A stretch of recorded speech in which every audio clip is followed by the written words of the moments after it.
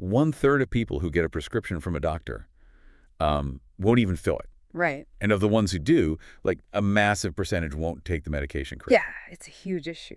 But here's the crazy part. If the vet gives those exact same people a pill for their dog, they administer it flawlessly, right on schedule. Every single time. It is a stunning paradox, isn't it? Absolutely. And, it points to a much deeper crisis regarding how we view ourselves and our place in the world. Okay, let's unpack this. Welcome to the deep dive. We are pulling today from Jordan B. Peterson's 12 Rules for Life, an antidote to chaos, along with Dr. Norman Doidge's incredibly insightful foreword. Our mission for this deep dive is highly practical. We are looking at how you, yes, you listening right now, can navigate the overwhelming chaos of modern life. The career pressures, the shifting societal landscapes. Exactly. The daily grind that just leaves you feeling completely exhausted. We're going to explore how incredibly simple, disciplined actions can forge what the author describes as a heroic path from internal disorder to personal mastery. And I think we need to establish right away that we aren't just discussing like abstract philosophy here. Right. We're diving into a highly practical physiological and psychological toolkit because, the defining feeling of our era is this profound sense of being unmoored. You're drowning in information, yet completely starved for a reliable compass. So before we can fix the chaos of your daily routine, we really need to understand the root cause. Like, why do we feel so unmoored? Have you ever felt like you're trying to navigate a ship through a storm, but someone keeps changing the map? Oh, absolutely. And the foreword sets this up by pointing to a unique historical dilemma, particularly for younger generations and really anyone actively trying to learn and adapt right now. The observation is that you have essentially been bombarded by two very contradictory teachings about how to live. Right, the two extremes. Yeah. So on one side, you have moral relativism. This is the pervasive idea that nothing is absolutely right or wrong. It's all just subjective cultural constructs. Which, that sounds incredibly freeing at first, right? It's supposed to foster ultimate tolerance. It is intended to, yes. But the psychological reality is that it breeds massive uncertainty. If every path is equally valid, how do you choose? You can't. Exactly. It leaves you without a definitive ideal to aim at. Every tiny decision becomes a heavy cognitive burden because you have no baseline framework. And, nature abhors a vacuum. Right. If you strip away the compass, Yeah. people don't just happily wander in the woods forever. They panic. Yeah. Which leads to the other extreme. Precisely. To fill that void of meaning, people often swing violently toward rigid ideologies. And it's important to note the author is just offering his perspective here. He impartially critiques both sides. Right, both the left and the right. Yes. These are closed systems, whether they sit on the far left or the far right of the political spectrum, that claim to have a single, simple answer for the absolute complexity of human existence. The author's view is that these extremes are basically dangerous substitutes for true, hard-earned knowledge. Because they're too simple. Right. Ideologies give you a rigid structure, yes, but they demand zero individual responsibility in return. They tell you that the world's problems are entirely the fault of a corrupt system or your political enemies, and that if you just forcefully reorganize society, utopia will arrive. I've always thought about it like this. It sounds like modern ideologies are the fast food of meaning, right? Yeah. Quick, rigid answers that leave you malnourished. Whereas true individual responsibility is like cooking a complex, healthy meal from scratch. That is a perfect analogy. And if we connect this to the bigger picture, the antidote to this modern dilemma isn't found in adopting a new political system or a better ideology. It's found in understanding the two fundamental elements of all human experience, chaos and order.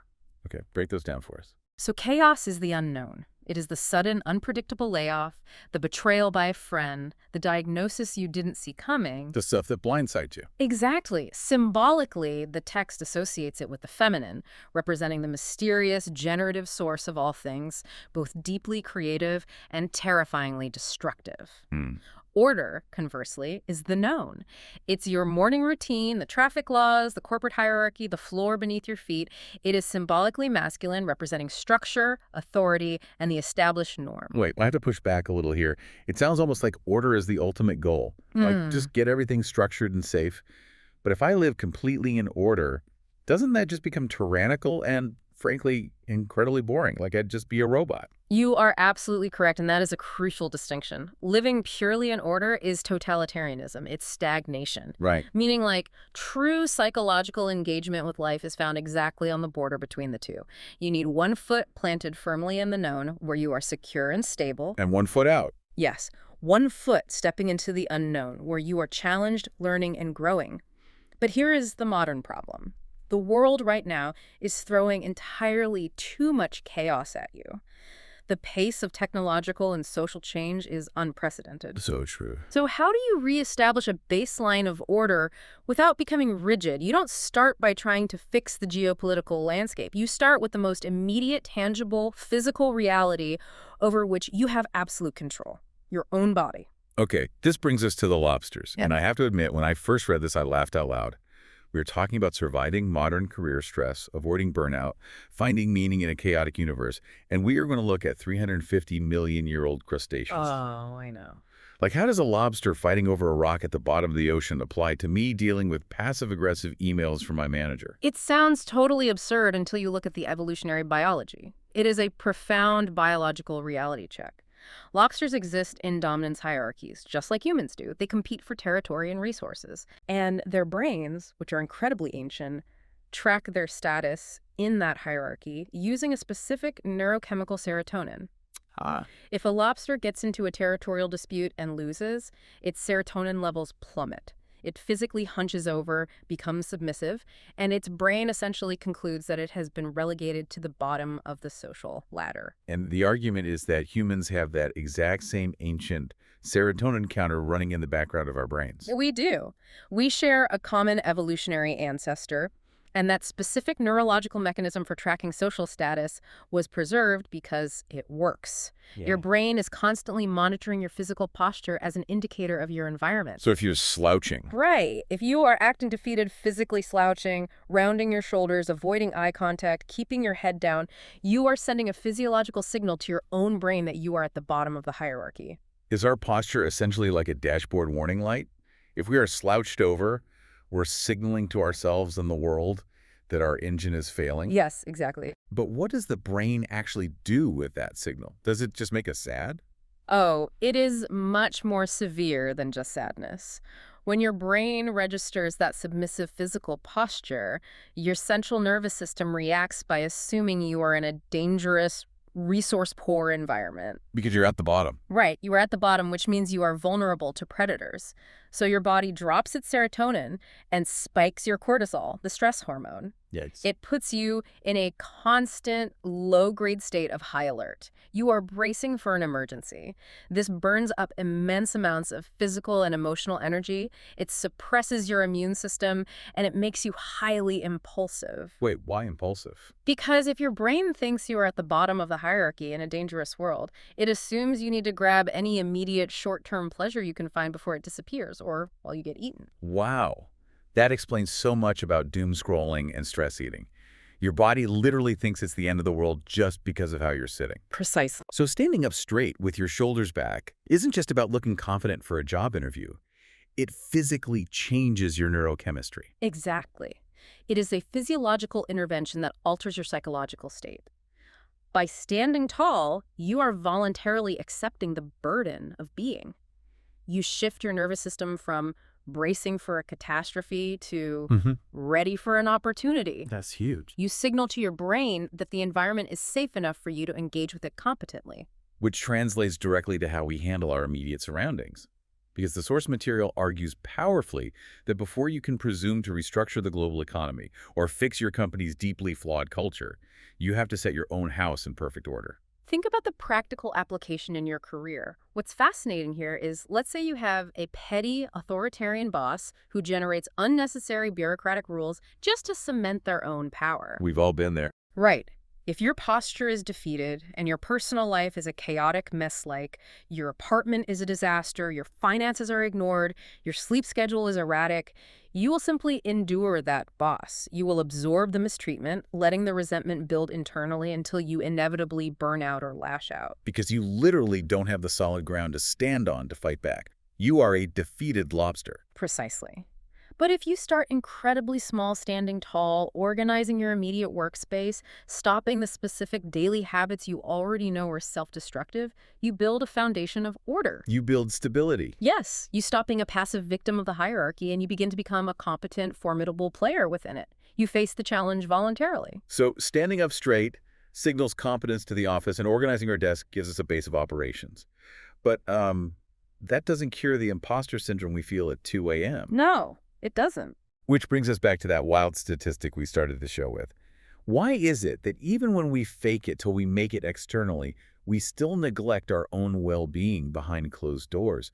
Like, why do we fill the dog's prescription but throw our own in the trash? The deep psychological mechanism behind that neglect is what we need to look at. The source material uses the ancient mythological story of Adam and Eve to explain this. When they ate the fruit of the tree of knowledge, their eyes were open to their own nakedness. They realized they were vulnerable. Right. They became self-conscious. And this is the defining burden of humanity. Unlike your dog, which is an innocent creature of pure instinct, humans are burdened with the agonizing knowledge of our own flaws. We have a front row seat to our own internal monologue. Like we know every time we've lied, every time we took the lazy way out, every cowardly thought we've ever had. We know exactly how ugly, deceitful, and pathetic we can be. And that intimate knowledge leads to a profound, often subconscious self-contempt. When you look in the mirror, part of your psyche is essentially saying, why should I help this deeply flawed, miserable creature? They don't deserve the medication. They don't deserve the rest. So what does this all mean for our daily routines? If we subconsciously hate ourselves, how do we possibly stop the cycle of burnout? It requires a radical shift in how you relate to yourself. You have to treat yourself like you are someone you are actively responsible for helping. Not just someone you have to put up with. Exactly. The text argues that despite your flaws, you have a spark of the divine within you, and your existence is inextricably tied to everyone else. If you destroy yourself through neglect, you traumatize your family, you burden your friends, you fail your community, you actually have a moral obligation to care for yourself. Okay, I love this, but how do we execute it? Because if we talk to our friends the way we talk to ourselves in our own heads, we wouldn't have any friends left. That is so true. It is a dictatorship in there. We say things to ourselves like, you're lazy, you're stupid, skip lunch and get back to work. And what happens to dictatorships eventually? They get overthrown. They do. If you constantly act as a tyrant towards yourself, whipping yourself into working harder and longer without any mercy, your fundamental human nature will eventually rebel. You will start procrastinating intensely. Your body will force you to stop by getting sick, or you will experience a total psychological burnout where you just check out entirely. The internal revolution. Exactly.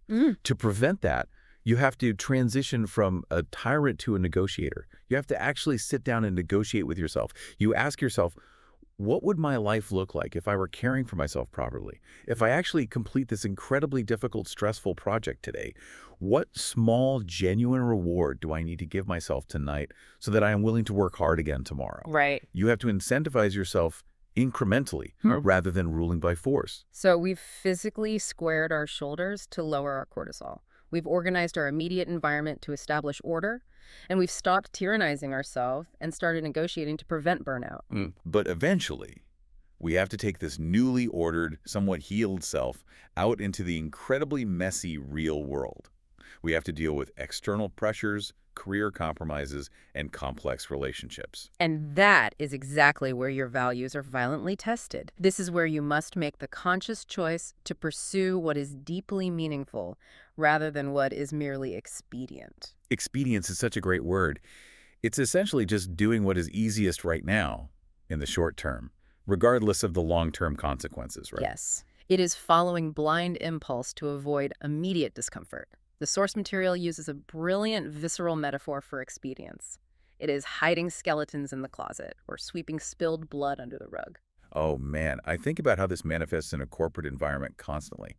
Let's say a terrible, counterproductive new policy is announced at your company. Everyone knows it will hurt the product and the team. Expedience is keeping your mouth shut in the meeting because it's easier today. You don't want to rock the boat. Right. You don't want the awkwardness. Exactly. But what is the hidden cost of that silence? Every time you bite your tongue when you know you should speak, you train yourself to accept subjugation. You literally make yourself a little bit less courageous, and the institution you work for gets a little bit more corrupt. It perfectly mirrors the concept of technical debt in software engineering. Like if a programmer finds a small bug but ignores it because it's faster to just ship the code today, that bug doesn't magically disappear. No, does not. It sits in the system, it interacts with other new bugs, and eventually the entire platform crashes. By choosing expedience, you are accumulating a massive life debt that will inevitably bankrupt your personal or professional life. This raises an important question, though. How do you prevent that catastrophic life debt from accumulating? How? You do it through absolute precision in your speech. You have to actively name the problems. The text refers to these unaddressed issues as baby monsters living under the rug. Baby monsters. It's such a vivid image. Yeah. It's that tiny pang of resentment you feel when your partner makes a slightly passive-aggressive comment about the dishes, or the slight knot in your stomach when your boss asks you to vaguely manipulate a data point on a report. Exactly. They seem too small to fight over. But they feed on the dark. If you leave things vague and unspoken, they bleed into everything else. The world becomes a murky, unmanageable fog. Imagine a household where mutual unhappiness slowly piles up over years. No one says anything because they want to keep the peace. Yeah. Everyone is willfully whistling in the dark, but beneath the floorboards, that baby monster is feasting on those crumbs of resentment. It grows. And one day it bursts forth as a sudden catastrophic affair or a completely ruinous, hostile divorce. Wow. The chaos engulfs you entirely, precisely because you refuse to articulate the specific problems when they were small enough to defeat. And this applies to how we define our own goals, too. There's that tragic comic story in the text about a client who came in for career counseling. The counselor asked for her CV, and she brought in a 50-page file folder packed with index tabs. It had sections detailing her nighttime dreams, reviews of various novels she had read, her random philosophical musings. And she genuinely wanted to send this to prospective employers. It is a profound, almost heartbreaking example of what happens when you completely fail to define yourself precisely. She believed she was being expansive. But the reality was, she knew nothing about herself, nothing about the marketplace, and nothing about what an employer actually needed. She was a mess. She was a walking, chaotic blur of unintegrated experiences. Think about what that means for your own career right now. If you are afraid to tell your boss exactly what role you want or exactly what project you want to lead because you want to keep your options open, you aren't actually being flexible. You're just being vague.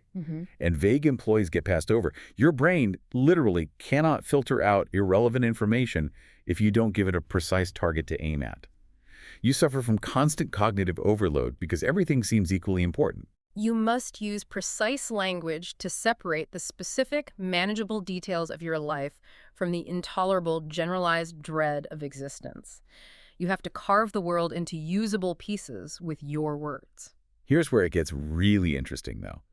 Because everything we are talking about, confronting these baby monsters, speaking up against bad policies at work, taking absolute responsibility for your own life, it is inherently dangerous. It involves significant risk. It does. You might get fired. You might have a terrible fight with your spouse. And our modern culture right now is completely obsessed with eliminating risk at all costs. Which is a catastrophic mistake. Yeah. The author illustrates this by describing a scene he watched at the University of Toronto outside Sydney Smith Hall.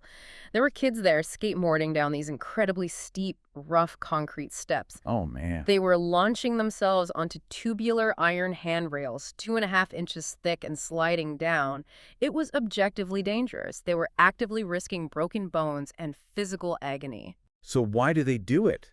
If our brains are designed to keep us safe, why do we voluntarily expose ourselves to that kind of intense physical risk? Because human beings are hardwired to need risk. Right. We thrive on the edge.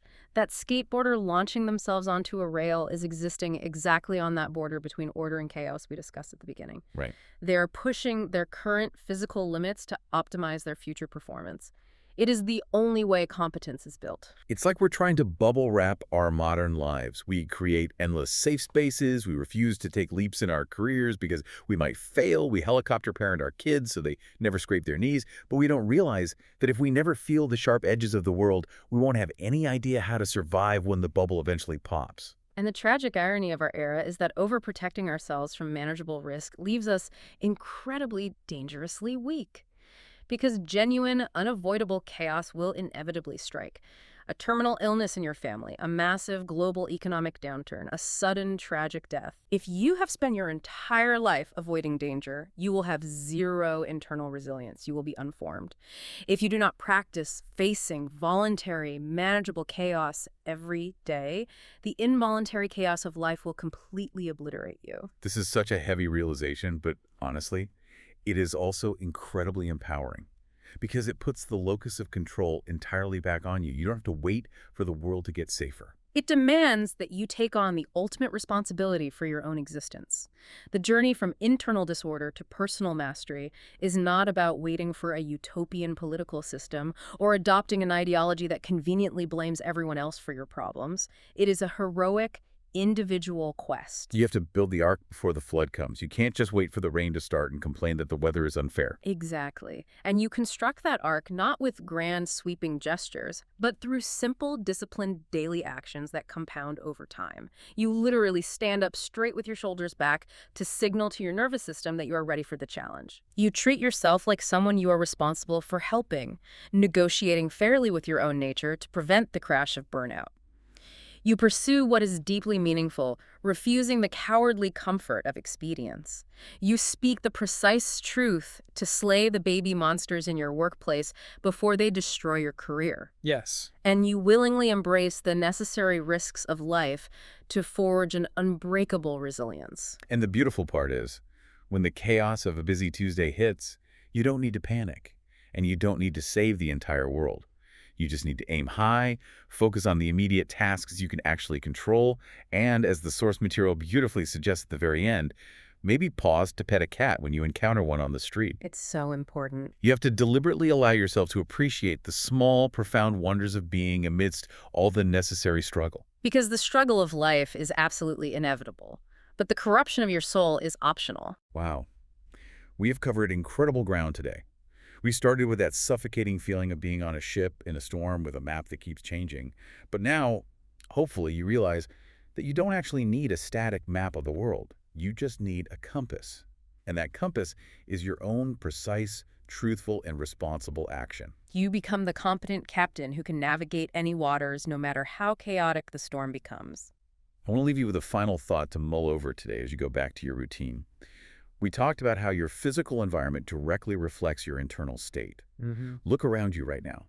Think about your daily habits, your home, your office desk, your closest relationships. What is the single most disorganized part of your life right now?